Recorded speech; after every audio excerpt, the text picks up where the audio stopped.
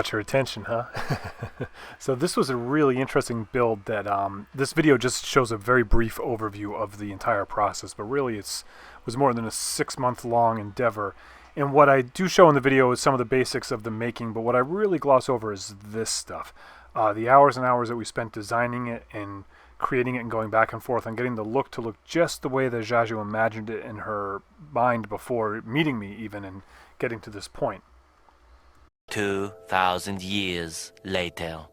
CNC work doesn't make for very good videos, and it's misunderstood by people that don't do it, but it's not like I just imagine this and then draw it and make it happen. There's a lot that goes into it, and I also don't show that this is actually the 4th time I cut this file. I cut it 3 times out in MDF before doing this to get it all just right and tweak it, to make it perfect.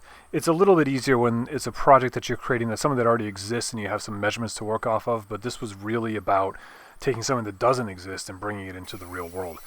Now, the great thing about CNC, of course, is that now that we've done it, we can do it again and again and again. But to get there, it's not a magic box. You just push a button and all of a sudden your idea comes to life.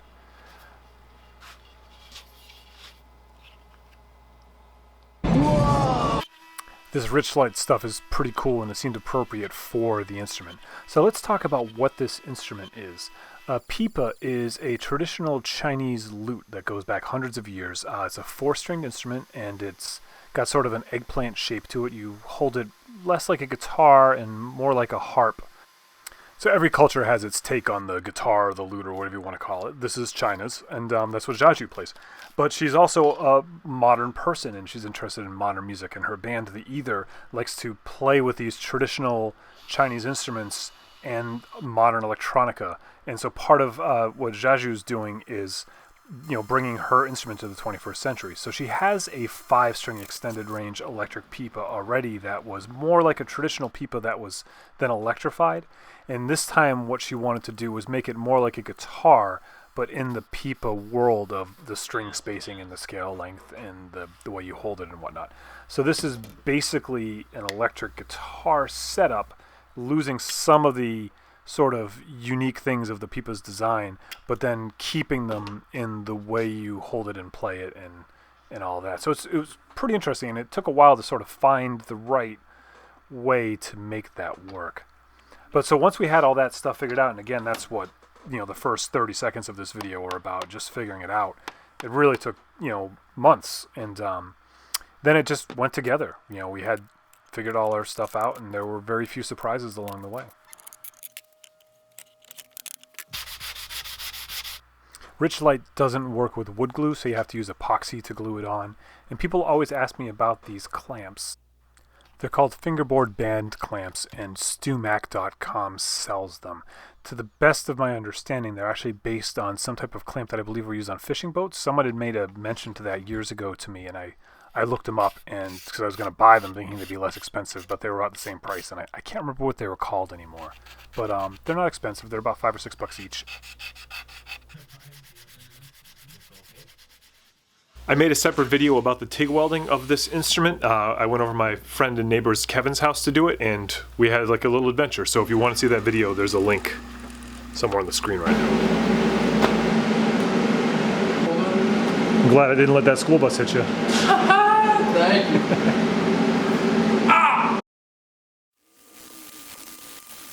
That's Kevin. He grew up with my now 21-year-old stepdaughter. They used to get on the bus together. That's what that joke was about. But if you watch the video, you'll see Kevin's work. He's a certified welder. Painting is not my forte, and I was trying to, really get a nice smooth surface. It came out okay. It's not quite a professional finish. I was using rattle cans, but it looks pretty good. And then it was just a matter of assembling it. And again, we were, modernizing it with like modern electric guitar parts and to make it very adjustable and whatnot, but still keep the pipa shape. It was interesting to do. My buddy Rob from Gemini Pickups made these custom humbuckers for it. They're nice and hot, and he did the string spacing proper because all the math is different. And you'll notice that I put a very large plastic pick guard on the front because you saw in the beginning of the video, and you'll see again at the end, how Zhazhu plays it with these like sort of finger picks and a lot of motion down there. I thought it would makes sense to have something that can take the scratches a little more than the finish. Jiaju wanted to powder coat the metal so it kind of looked like an iMac. And I found a local guy that did it. It was not too expensive, and it came out great. We also made these wings. Obviously, they're metal attached to wood, so they had to be fastened to some way. But we made them detachable, so we're thinking about potentially making some new shapes for it in the future.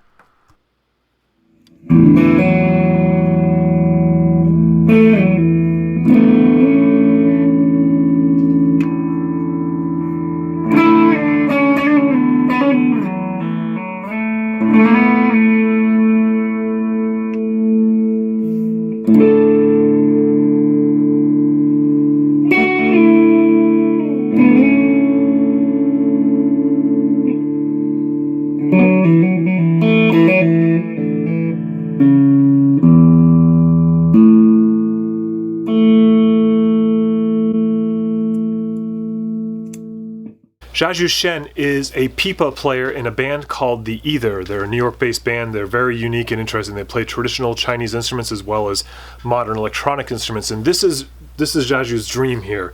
And I cannot wait to hear her play it, and I bet you can't either. So let's give a listen.